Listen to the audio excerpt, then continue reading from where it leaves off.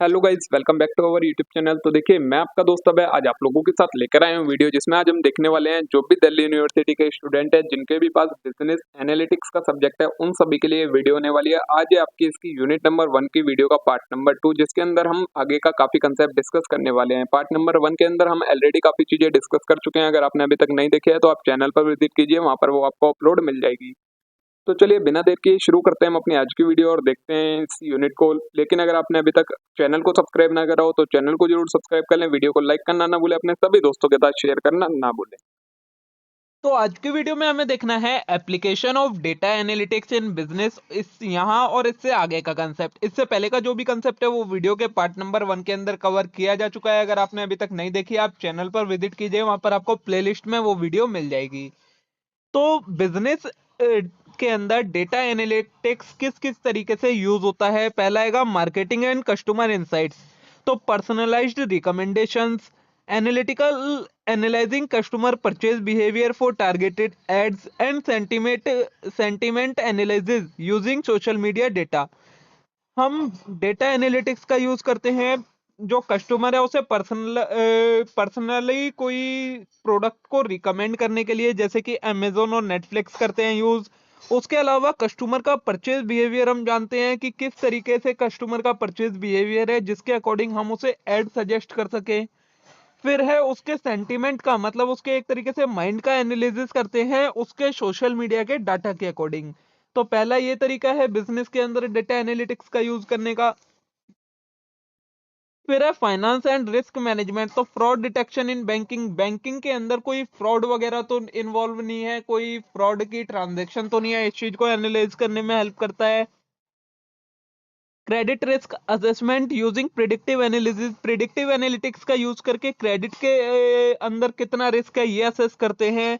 उसके अलावा investment portfolio optimisation, जो इन्वेस्टमेंट पोर्टफोलियो होता है उसको इंप्रूव करने में भी डेटा एनालिटिक्स हेल्प करता है। फिर आता है सप्लाई चेन एंड ऑपरेशन के अंदर। तो inventory forecasting to prevent stock shortage, inventory कितनी जरूरत पड़ेगी हमें ये प्रिडिक्ट करने में हेल्प करता है, जिससे किसी भी तरीके की शॉर्टेज ना हो स्टॉक में। फिर route optimization for logistic company, जो लॉजिस्टिक कंपनीज हैं उनका रूट किस तरीके का रहना चाहिए जिससे जल्दी से जल्दी चीजें कस्टमर तक पहुंचे, जहां तक पहुंचानी है डेस्टिनेशन तक पहुंचे। फिर है हेल्थ केयर एंड फार्मास्यूटिकल में, तो predicting disease outbreak with AI, AI की मदद से डिजीज के बारे में प्रिडिक्ट करना। Personalize treatment plan based on patient data, patient के डेटा के अकॉर्डिंग उसको पर्सनलाइज डाइट का प्लान रिकमेंड करना। ये सारी चीजें आपकी इसमें आ जाती हैं। नेक्स्ट है क्लासिफिकेशन ऑफ एनालिटिक्स। तो analytics is classified into different type based on it's purpose and the type of insights it provide. Analytics को हम काफी सारी कैटेगरीज में डिवाइड करते हैं उसके पर्पस के अकॉर्डिंग, और वो क्या रिजल्ट प्रोवाइड करवाता है उसके बेसिस पर। यहाँ पर हम 4 तरीके के एनालिटिक्स के बारे में पढ़ेंगे। पहला है डिस्क्रिप्टिव एनालिटिक्स, जो बताता है व्हाट हैपेंड, कि हुआ क्या था। फिर आता है डायग्नोस्टिक एनालिटिक्स, तो what why did it happen, क्यों हुआ था ये बताता है। प्रिडिक्टिव एनालिटिक्स आता है what might happen in the future, कि फ्यूचर में क्या हो सकता है। और प्रिस्क्रिप्टिव एनालिटिक बताता है what should we do next, कि हमें क्या करना चाहिए आगे। तो सबसे पहले डिस्क्रिप्टिव एनालिटिक व्हाट हैपेंड में आता है। Descriptive analytic focus on summarizing past data to understand trend and pattern. Descriptive analytic है जो वो पास्ट के डेटा को समराइज करता है, जिससे हम पिछले ट्रेंड और पैटर्न को समझ सकें। It help business gain insights into what has already happen, और ये हमें ये जानने में मदद करता है कि जो चीज पहले हो चुकी है उससे बिजनेस में क्या फायदा आएगा या बिजनेस में क्या नुकसान होगा। की फीचर्स का क्या है, समराइज हिस्टोरिकल डेटा, हिस्टोरिकल जो डेटा होता है पास्ट का डेटा होता है उसे समराइज कर देता है। Use basic statistical measure like average, percentage and total, जो बेसिक स्टैटिस्टिक्स मेजर्स होते हैं उनकी मदद से ये सारी चीजें करता है। और involve data visualization using dashboard, chart and graph, dashboards का, चार्ट्स का और ग्राफ्स का यूज करके डाटा को समराइज करता है। एग्जाम्पल क्या क्या है इसके, तो पहला है sales report showing revenue trend over the past year, जो सेल्स रिपोर्ट होती है कि पिछले सालों में क्या सेल्स का रेवेन्यू का ट्रेंड था वो बताता है, तो वो भी आपका इसमें ही आ जाता है डिस्क्रिप्टिव एनालिटिक्स में। फिर आता है retailer analysing customer footfall pattern in different season. अलग अलग सीजन में किस किस टाइप के कस्टमर आते हैं ये एक रिटेलर प्रिडिक्ट कर रहा है, एनालाइज कर रहा है। तो ये भी आपका किसकी डिस्क्रिप्टिव एनालिटिक्स की मदद से होता है। फिर आता है website tracking the number of daily visitor, website पर ट्रैक कर रहे हो आपकी हर दिन कितने विजिटर्स आ रहे हैं वेबसाइट पर, ये सारा आपका डिस्क्रिप्टिव एनालिटिक्स के अंदर आता है। किस किस टूल्स का आप यूज करते हैं, एक्सेल का यूज करते हैं आप, एसक्यूएल का यूज करते हैं, और टेबल्यू और पावर बीआई का आप यूज करते हैं इसके अंदर ये डाटा डिस्क्रिप्टिव एनालिटिक्स करने के लिए। यूज केस दिया है आपको, ये आप रीड कर लीजिएगा ऐसी। नेक्स्ट है हमारा डायग्नोस्टिक एनालिटिक्स की, ये हुआ क्यों था। तो diagnostic analytic goes deeper the descriptive analytic by identifying reason behind past trend and pattern. जो डायग्नोस्टिक एनालिटिक है वो क्या डिस्क्रिप्टिव एनालिटिक्स से और ज्यादा डीप में जाता है, और वो हमें रीजन भी बताता है कि जो ये पास्ट में ट्रेंड था ये किस रीजन की वजह से था। It help business understand why something awkward, और ये बिजनेस को ये जानने में मदद करता है कि पहले जो ये चीज हुई है ये किस रीजन से हुई है, ऐसी क्या चीज हुई थी जिसकी वजह से ये ऐसा ट्रेंड था। की फीचर क्या है इसके, फर्स्ट है एक्सप्लेन कॉज ऑफ ट्रेंड और एनोमलिटीज इन द डेटा। ट्रेंड का रीजन क्या है ये जानने में मदद करता है, ये एक्सप्लेन करता है। Use correlation and regression analysis, correlation और रिग्रेशन का यूज करता है ये। Drill down into data to uncover hidden insights, data के डीप में जाता है, जो छुपी हुई चीजें हैं वो भी निकाल कर बाहर लेकर आता है। एग्जाम्पल क्या है, a company identifying why website traffic dropped in specific month, किसी एक स्पेसिफिक मंथ में वेबसाइट का ट्रैफिक कम हो गया, तो कंपनी ये जानने की कोशिश कर रही है कि किस रीजन से कम हुआ, तो वो डायग्नोस्टिक एनालिटिक्स की मदद से पता लगेगा। नेक्स्ट है hospital analysing why patient admission is increase suddenly, एक हॉस्पिटल एनालाइज कर रहा है कि जो ये एकदम से पेशेंट के एडमिशन है वो बढ़ कैसे गए, तो वो चीज आपकी डायग्नोस्टिक एनालिटिक्स का एग्जांपल है। फिर a retail store studying why particular product sale decline, किसी एक पर्टिकुलर प्रोडक्ट की सेल डिक्लाइन हो गई है, इसके पीछे का जो रीजन जानने की कोशिश कर रहे हैं, ये भी आपका डायग्नोस्टिक एनालिटिक के अंदर आता है। किस किस टूल का आप यूज करते हैं इसके अंदर, तो एसक्यूएल, पाइथन और आर, इन टूल्स का आप यूज कर सकते हैं डायग्नोस्टिक एनालिटिक करने के लिए। थर्ड आता है हमारा प्रिडिक्टिव एनालिटिक की व्हाट माइट हैपन, की आगे फ्यूचर में क्या हो सकता है। तो predictive analytic use statistical models, machine learning and historical data to forecast future outcome. Predictive analytics के अंदर आप स्टैटिस्टिकल मॉडल्स का, मशीनरी लर्निंग का और हिस्टोरिकल डेटा का यूज करते हैं ये फोरकास्ट करने के लिए आगे फ्यूचर में क्या आउटकम्स हो सकते हैं। It help business anticipate trend and make proactive decision, इससे क्या होता है बिजनेस ट्रेंड को एंटिसिपेट कर पाते हैं और उस ट्रेंड के अकॉर्डिंग प्रोएक्टिवली मतलब पहले से ही डिसीजन ले लेते हैं। की फीचर्स क्या क्या है, use historical data to predict future trend, इसके अंदर ये हिस्टोरिकल डेटा का यूज करता है फ्यूचर के ट्रेंड को जानने के लिए।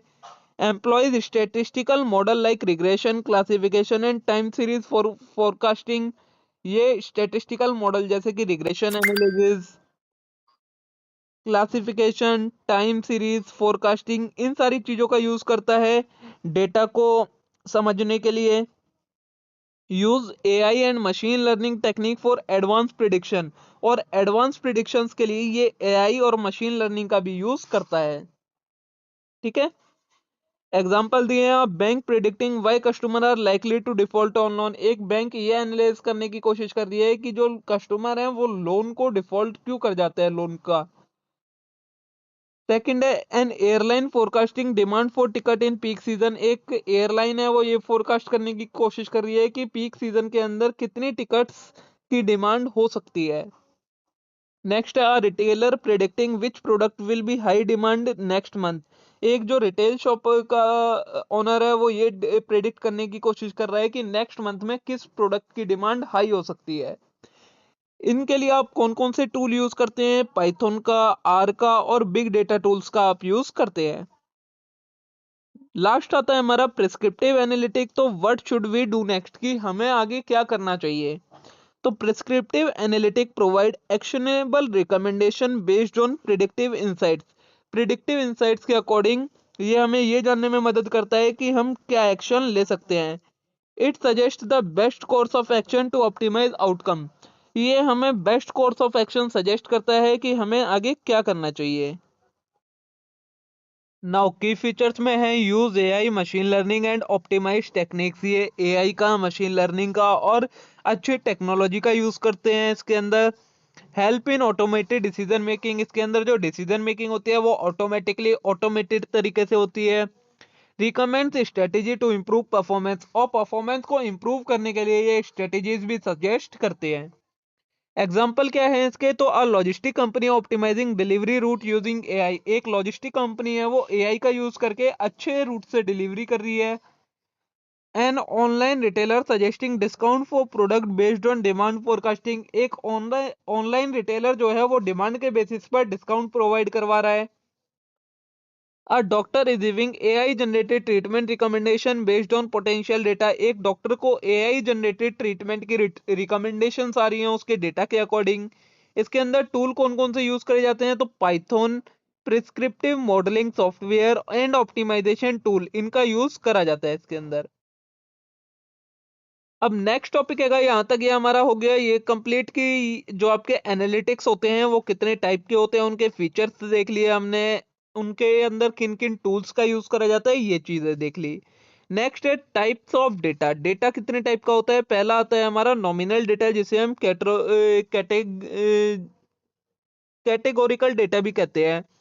Nominal data refers to data that consist of categories or labels that do not have any intrinsic order or ranking.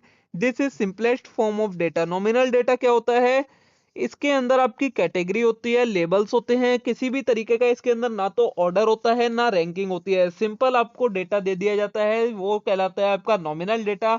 ये सबसे सिंपलेस्ट फॉर्म होती है डेटा की, इसके अंदर ना तो कोई रीअरेंजिंग की गई होती है, ना ही कोई ऑर्डर होता है, ठीक है।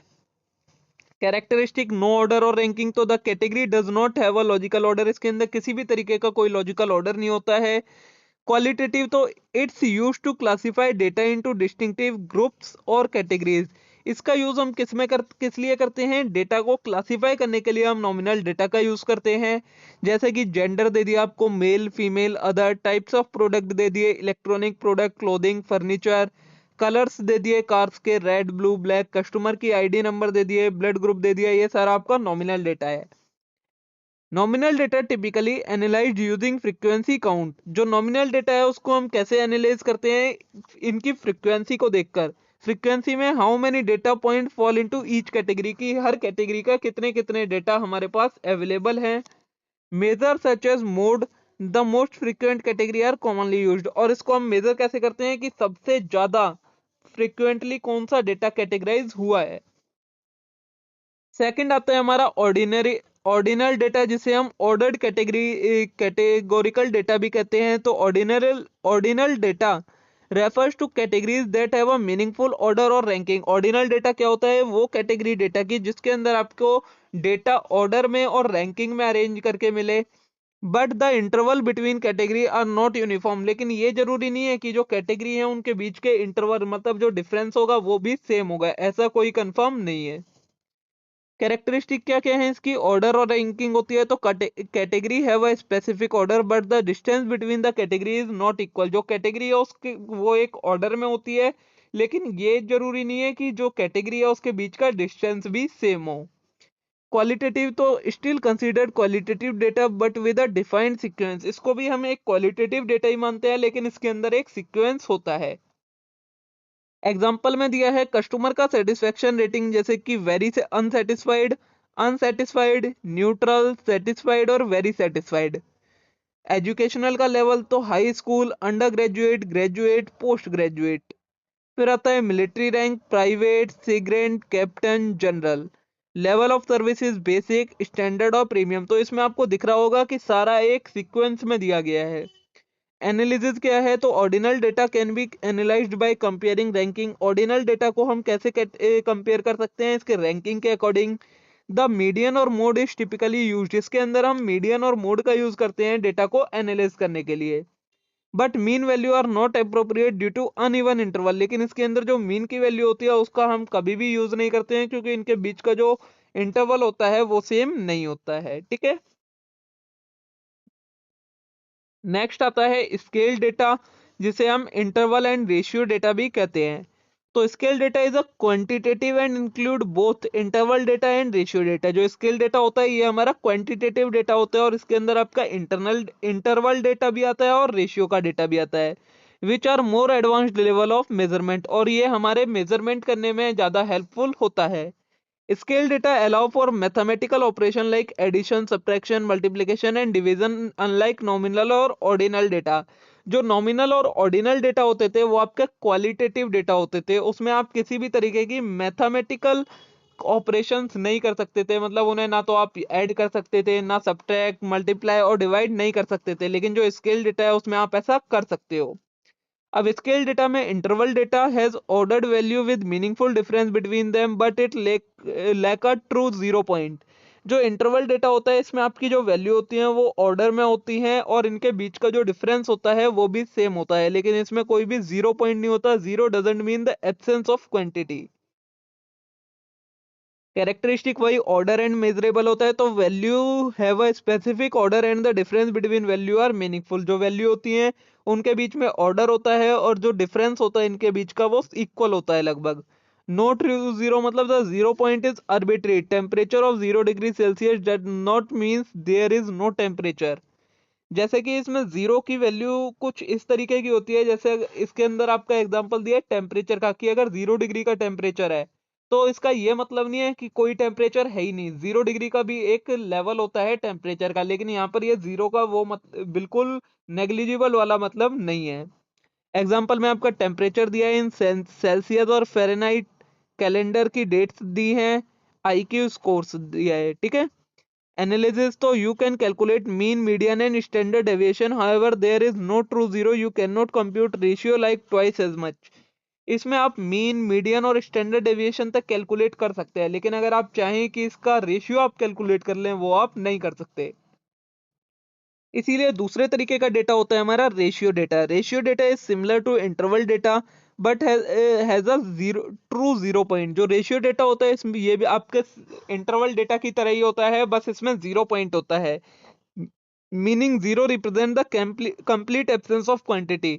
यहाँ पर जीरो का मतलब क्या है कि बिल्कुल क्वांटिटी है ही नहीं। ऊपर वाले में नो जीरो था, मतलब ऐसा नहीं होता था कि जीरो का मतलब कोई ना कोई क्वांटिटी वहां पर होती थी। कैरेक्टरिस्टिक क्या है, ऑर्डर है, मेजरेबल है और has a true zero point. तो the presence of true zero allow for meaningful ratio and all mathematical operation. इसके अंदर ट्रू जीरो पॉइंट अवेलेबल होता है जिसकी वजह से हम इसको रेशियो मेजर कर सकते हैं और इसके ऊपर मैथमेटिकल ऑपरेशंस भी कर सकते हैं। Absolute zero, zero means the complete absence of quantity making it a true zero point. जैसे कि सेल्स का रेवेन्यू $0, 500,000 एटसेट्रा। वेट दिया है आपको 0 kg means no weight. Height दिया है 0 centimetre means no height. Age दिया है 0 ईयर मीन्स नो एज और डिस्टेंस दिया है 0 metre means no distance. All statistical measure can be used including mean, median, standard deviation and ratio. It also support operation like multiplication and division. इसको हम हर तरीके से major कर सकते हैं, mean, median, standard deviation, ratios, addition, subtraction, multiplication, division, हर चीज इस पर अप्लाई कर सकते हैं, ठीक है। तो ये आपकी तीन कैटेगरी हो गई डेटा की, कि डेटा की कौन कौन सी कैटेगरीज होती हैं। नेक्स्ट टॉपिक है हमारा बिग डेटा। तो big data refers to extremely large and complex data set that can not be processed using traditional data processing method due to their volume, variety and velocity. Big data क्या होता है, बहुत ही large data और complex data set जो होते हैं उसे हम बिग डेटा कहते हैं। इस बिग डेटा को हम ट्रेडिशनल जो मेथड होते हैं प्रोसेसिंग के उससे प्रोसेस नहीं कर सकते, क्योंकि इनका वॉल्यूम बहुत ज्यादा होता है, काफी ज्यादा वैरायटी होती है इसके अंदर, वेलोसिटी इसकी बहुत ज्यादा होती है, जिसकी वजह से ट्रेडिशनल मेथड इसके ऊपर अप्लाई नहीं किए जा सकते। It is often used in business analytics to uncover hidden pattern, correlation and trend to inform decision making. Big data का यूज हम कब करते हैं बिजनेस एनालिटिक्स के अंदर, जब हमें कोई छुपे हुए पैटर्न निकालने हो, कोरिलेशन जाननी हो और ट्रेंड को जानना हो, जिससे हम एक इन्फॉर्म डिसीजन ले सके, तब हम बिग डेटा का यूज करते हैं। कैरेक्टरिस्टिक क्या होती हैं बिग डेटा की, तो बिग डेटा की कैरेक्टरिस्टिक को हम 3 V's के नाम से जानते हैं। Big data is typically defined by following 3 core characteristic often referred as 3 V's। पहला आता है कैरेक्टरिस्टिक में वॉल्यूम। तो this refers to the vast amount of data generated every second. Volume से क्या मतलब है कि कितना ज्यादा अमाउंट ऑफ डेटा जनरेट होता है हर second. The sheer size of big data require specialised tool and technology for storage management and processing. और जो ये बिग डेटा का वॉल्यूम होता है इसे प्रोसेस करने के लिए आपको स्पेशलाइज्ड टूल टेक्नोलॉजी का यूज जरूरत पड़ती है, इसको स्टोर करने के लिए, मैनेज करने के लिए और प्रोसेस करने के लिए। एग्जाम्पल के लिए social media platform like Facebook Twitter generate billions of post tweets and likes each day. इसके अलावा e commerce website accumulate data about millions of customer transaction and product reference. इसकी सिग्निफिकेंस क्या होती है, तो larger the data volume the more challenging it become to store and process. जितना ज्यादा volume होगा डेटा का उतना ही ज्यादा चैलेंजिंग होता है उसे स्टोर और प्रोसेस करना। Traditional database management system struggle to handle this volume effectively. जो ट्रेडिशनल डेटाबेस के मैनेजमेंट थे, वो मैनेजमेंट का जो सिस्टम था वो इस डेटा को इफेक्टिवली हैंडल नहीं कर सकता, leading to use of advance technology like distributed computing. Hadoop का हमें यूज करना पड़ता है। एक एग्जांपल दिया है कि इस तरीके के डेटा को प्रोसेस करने के लिए। नेक्स्ट आता है वेलोसिटी। तो velocity refers to the speed at which data is generated. Velocity क्या होती है, कितनी स्पीड से आपका डेटा जनरेट हो रहा है, प्रोसेस हो रहा है और एनालाइज हो रहा है। In the age of real time data business need to process this data as quickly as possible to gain valuable insight. आज के टाइम पर जब रियल टाइम में सारा डाटा जनरेट हो रहा है तो बिजनेस को ऐसे टूल्स की जरूरत पड़ती है जो इस डेटा को क्विकली प्रोसेस कर सके, जिससे उन्हें वैल्यूएबल इनसाइट्स मिल सके। एग्जाम्पल है real time data from stock market where decision need to be made in millisecond. Real time data stock market के अंदर जैसे चाहिए होता है कि एकदम से जैसे ही कुछ हो उसका इफेक्ट इमीडिएटली दिखे, जिससे आप मिली सेकेंड्स के अंदर इसके अंदर डिसीजन ले सकें। IT devices, smartphone, wearable, sensor transmitting data continuously require immediate analysis। ऐसे ही जो IT devices होते हैं उनसे जो डेटा ट्रांसमिट होता है उसको भी immediate analysis की जरूरत होती है। Social media platform and website that process and analyse user interaction in real time. ऐसे सोशल मीडिया प्लेटफॉर्म और वेबसाइट जो रियल टाइम इंटरेक्शन करते हैं उनको प्रोसेस और एनालाइज की जरूरत होती है इमीडिएटली। सिग्निफिकेंस क्या है, to gain competitive advantage business need to process and analyse high velocity data in real time और near real time, enabling quicker decision making and faster response to changing condition.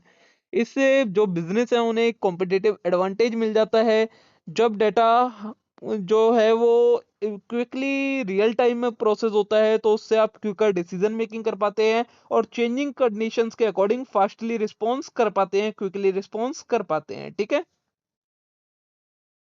Next आता है हमारा variety. तो variety refers to the different types and sources of data, structured, unstructured and semi structured. Variety में आता है कि आपका data किस किस टाइप का है।